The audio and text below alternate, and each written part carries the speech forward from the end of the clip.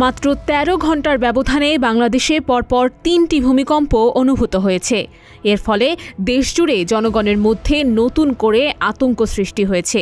বৃহস্পতিবার বিকেলে ঢাকাসহ দেশের বিভিন্ন অঞ্চলে ৩.৬ মাত্রার ভূমিকম্প অনুভূত হয়।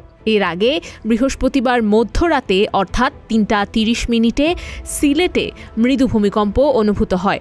রিক্টার স্কেলে এর মাত্রা ছিল ৩.৪। আবার একই সময়ে অর্থাৎ মধ্যরাতে বঙ্গোপসাগরে সৃষ্ট ভূমিকম্পে হালকা কম্পন অনুভূত হয়েছে কক্সবাজারের টেকনাফে। বৃহস্পতিবার রাত ৩টা ২৯ মিনিটে টেকনাফ থেকে প্রায় ১১৮ কিলোমিটার দূরে ৪ মাত্রার ভূমিকম্পটির উৎপত্তি হয়। ভূকম্পন বিষয়ক ওয়েবসাইট ভলক্যানো ডিসকভারি জানিয়েছে, টেকনাফে কম্পনের ঝাঁকুনি খুবই অল্প ছিল, ফলে অধিকাংশ মানুষ তা টের পাননি। যদিও উৎপত্তিস্থলের গভীরতা তারা নিশ্চিত করতে পারেননি, তবে ইএমএসসি জানিয়েছে ভূমিকম্পটি মাটির ১০ কিলোমিটার গভীরে সংগঠিত হয়েছে।